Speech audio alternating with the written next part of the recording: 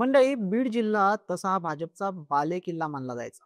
पण अलीकडच्या काळात मग ती एकसंध राष्ट्रवादी असो किंवा आत्ताची अजितदादांची राष्ट्रवादी, त्यांचंच वर्चस्व या ठिकाणी पाहायला मिळेल. संतोष देशमुख प्रकरण घडण्यापूर्वी बीड जिल्ह्यातील राष्ट्रवादी काँग्रेस पक्ष म्हणजे सबकुच धनंजय मुंडे अशीच काहीशी परिस्थिती होती. पण आता मुंडेकडे ना जिल्ह्याचं पालकमंत्री पद आहे ना मंत्रीपद आहे. ते एकदमच साईडलाईन झाले. दुसरीकडे स्वतः उपमुख्यमंत्री अजित पवारांनी बीडच्या पालकमंत्री पदाची सूत्र हाती घेतल्यानंतर तिथल्या राजकीय घडामोडींना वेग आलाय. बीड जिल्ह्याची चांगली प्रतिमा निर्माण करण्यासाठी प्रशासकीय पातळीवर देखील अजितदादा धाडसी निर्णय घेताना आपल्याला पाहायला मिळते. अजितदादा पालकमंत्री झाल्यापासून बीडचे शरद पवार गटाचे आमदार संदीप क्षीरसागरांची त्यांच्याशी जवळीक वाढल्याचं आपल्याला पाहायला मिळते. त्यामुळेच डॉक्टर योगेश क्षीरसागर नाराज होत असल्याच्या सुद्धा चर्चा आहेत. अशातच बीड नगर परिषद अंतर्गत प्रमुख रस्त्यांसाठी अजितदादांनी सुमारे 100 कोटी रुपयांचा निधी मंजूर केल्यानंतर क्षीरसागर बंधूंमध्ये चांगलंच राजकारण पेटलंय. एकीकडे संदीप भैया अजितदादांचे पाया पडून बॅनर लावून आभार मानतायत, तर दुसरीकडे योगेश भैया आपल्याच पाठपुराव्याला यश आल्याचं पत्र सर्वांना दाखवत आहे. बीडमध्ये अजितदादा नेमके आत्ता कुठला डाव टाकतायत, या सगळ्या पार्श्वभूमीवर चर्चा आणि त्यांच्या संदर्भातल्या चाललेल्या घडामोडी याचीच माहिती सांगणारा हा व्हिडिओ. नमस्कार, मी आहे अनिकेत. तुम्ही पाहताय महाराष्ट्र म्हणून. तर प्रमुख मुद्दे आहेत दोन.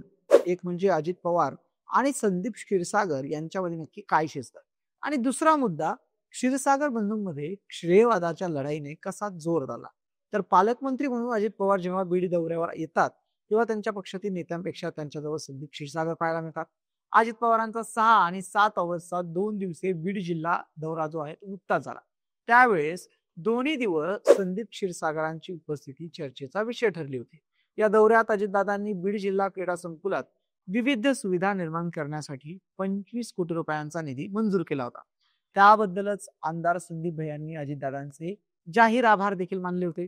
बीड शहरात त्यांचे स्वागताचे ठिकठिकाणी बॅनर सुद्धा झळकले होते. 15 ऑगस्टच्या दिवशी देखील अजितदादा बीडमध्ये शासकीय ध्वजारोहणासाठी उपस्थित होते. त्या दिवशी स्वातंत्र्य दिनानिमित्त बीडमध्ये पार पडलेल्या वेगवेगळ्या कार्यक्रमात संदीप भैया अजितदादांच्या शेजारी दिसून आले. एवढंच काय, तर संदीप भैयांनी अजित पवारांच्या पाया पडून त्यांना नमस्कार सुद्धा केला, त्यांचा आशीर्वाद घेतला. त्यामुळे राजकीय वर्तुळात चर्चांना जोर धरलाय. नेमकं त्या दोघांमध्ये नेमकं चाललंय तरी काय?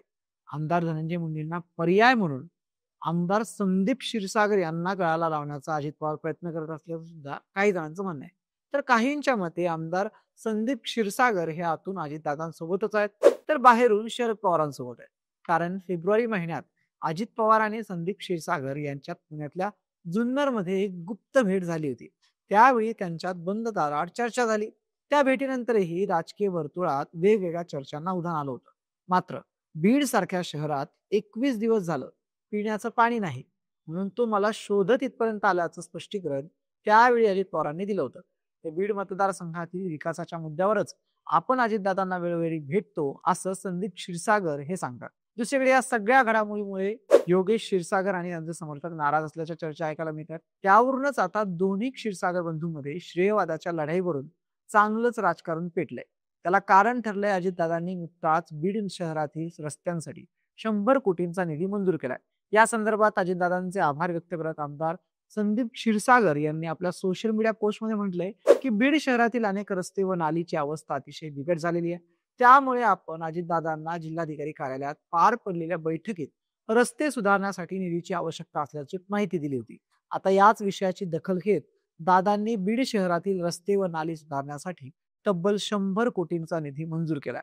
अर्थात संदीप भैयांनी सांगितलं आणि अजितदादांनी लगेच निधी मंजूर केला असा याचा अर्थ होऊ शकतो. मात्र या संदर्भात आमदार क्षीरसागर यांनी पुरावा म्हणून कोणतेही पत्र दिलेले नाहीये.